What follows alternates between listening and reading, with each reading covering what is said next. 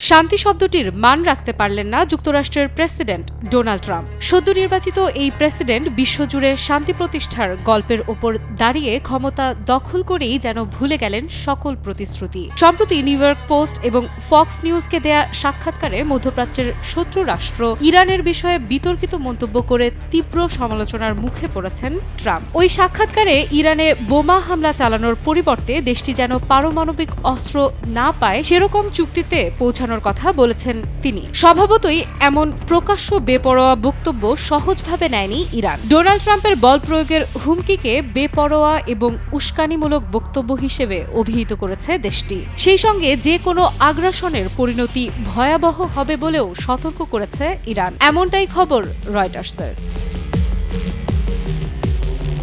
মূলত ইরানের হাতে যেন কিছুতেই পরমাণু শক্তি না আসে সেটারই আপ্রাণ চেষ্টা চালাচ্ছে মার্কিন প্রশাসন। ইরানকে থামাতে সম্প্রতি ম্যাক্সিমাম প্রেসার 2.0 স্ট্র্যাটেজিতে সই করেছেন ট্রাম্প, যার সাহায্যে নতুন মার্কিন প্রশাসন বৈদেশিক বাজারে ইরানের তেল রপ্তানি শূন্যের কোটায় নিয়ে আসার পরিকল্পনা করেছে। নতুন মেমোরেন্ডামে সইয়ের পর মার্কিন ট্রেজারি সেক্রেটারি ও দেশটির পররাষ্ট্র দপ্তরকে ইরানের ওপর সর্বোচ্চ অর্থনৈতিক চাপ প্রয়োগের নির্দেশনাও দিয়েছেন ট্রাম্প। এ বিষয়ে সরল স্বীকারোক্তি ট্রাম্পের। তার ভাষ্য, আমার কাছে বিষয়টি খুবই সহজ। যদিও ইরান পারমাণবিক অস্ত্র তৈরির দ্বার প্রান্তে, তবে এই স্ট্র্যাটেজির ফলে তারা পারমাণবিক অস্ত্র বানাতে পারবে না। যদিও বাস্তবতা বলছে ভিন্ন কথাই। আন্তর্জাতিক পরমাণু শক্তি সংস্থা বা IAEA এর মতে ইরান পারমাণবিক অস্ত্র বানানোর মূল উপকরণ ইউরেনিয়ামের সর্বোচ্চ মজুদ বাড়িয়েছে, যার বিশুদ্ধতার মাত্রা 60%-এরও অধিক, যার অর্থ দাঁড়ায় দেশটি মূলত পারমাণবিক বোমা তৈরির দ্বার প্রান্তে।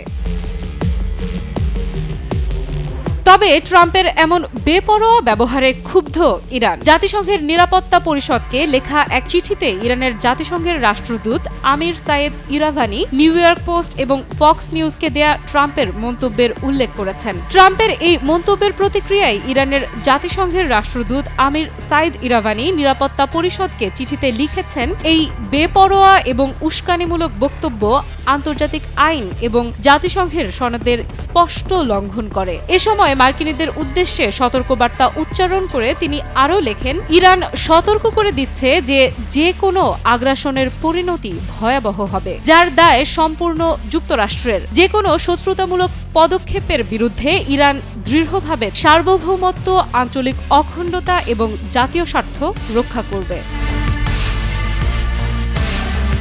সঠিক প্যাড আর সঠিক তথ্য দিয়ে এসব সামলে নিব এক হয়ে।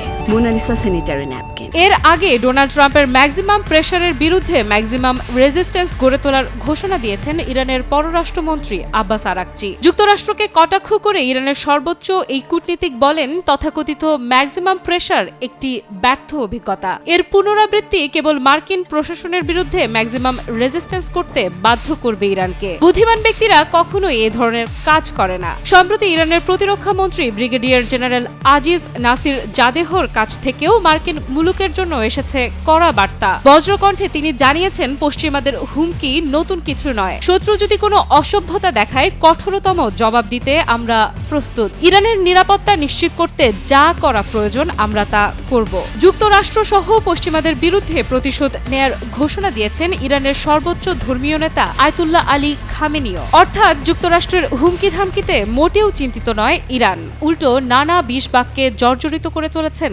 মার্কিন প্রশাসনকে, যা মূলত দেশটির শক্তিশালী সামরিক আত্মবিশ্বাসের পরিচয় দেয়। আফরিদা ইফরাত, নিউজ 24।